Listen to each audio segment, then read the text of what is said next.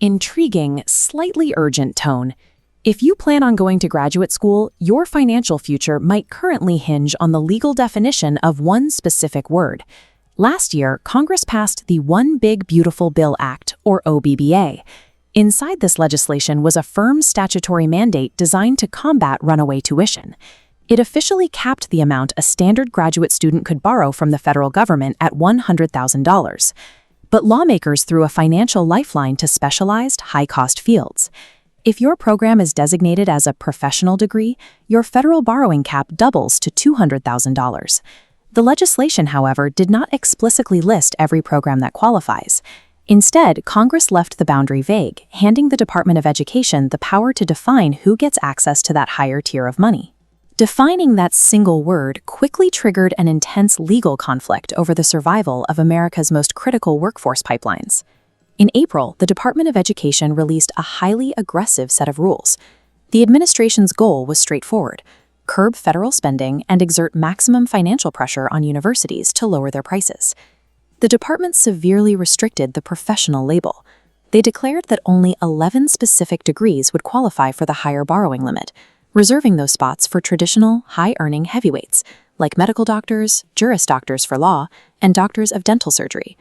To justify this highly exclusive list, the department introduced strict philosophical criteria. They mandated that practitioners in a true professional field must be able to work completely unsupervised by individuals who possess more education or training. This new standard instantly disqualified vital team-based programs. Because clinical mental health counselors, advanced practice registered nurses, and clinical psychologists often work in integrated healthcare networks under the guidance of physicians or directors, they were boxed out. The government's blunt instrument for cutting tuition costs accidentally threatened to choke off the supply of graduate-level healthcare and education workers who rely heavily on these loans to finish their training. The reaction from the higher education sector was immediate. A massive coalition, including the National Education Association and the American Association of Colleges of Nursing, filed a lawsuit against the federal government to halt the new regulations. The case landed on the desk of U.S. District Judge Beryl Howell in Washington, D.C., who began reviewing the severe discrepancy between what Congress actually wrote and what the agency tried to enforce. Judge Howell found a glaring legal mismatch. The ruling made it clear that the law tied the law to a pre-existing definition of professional degrees already established in the Higher Education Act. The Department of Education had illegally tried to rewrite a definition that lawmakers had already firmly cemented.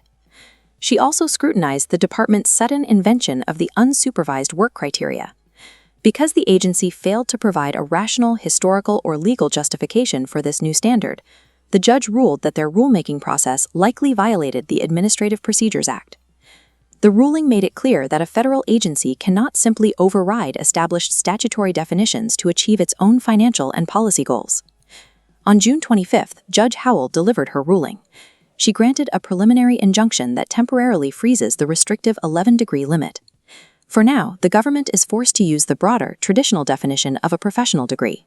This provides an immediate sigh of relief for incoming students. If you are enrolling in a field like counseling, social work, or advanced nursing, you retain access to the $200,000 federal loan limit for the near future.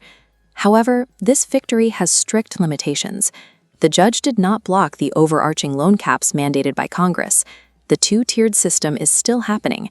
The only thing paused is the extremely narrow definition of who gets pushed into the lower tier. The Department of Education is heavily expected to appeal this preliminary injunction, meaning this legal fight is guaranteed to escalate into higher federal courts. This courtroom showdown over a single word successfully protected vital workforce pipelines for the moment, but the systemic war over who ultimately pays for the soaring cost of American higher education is far from over.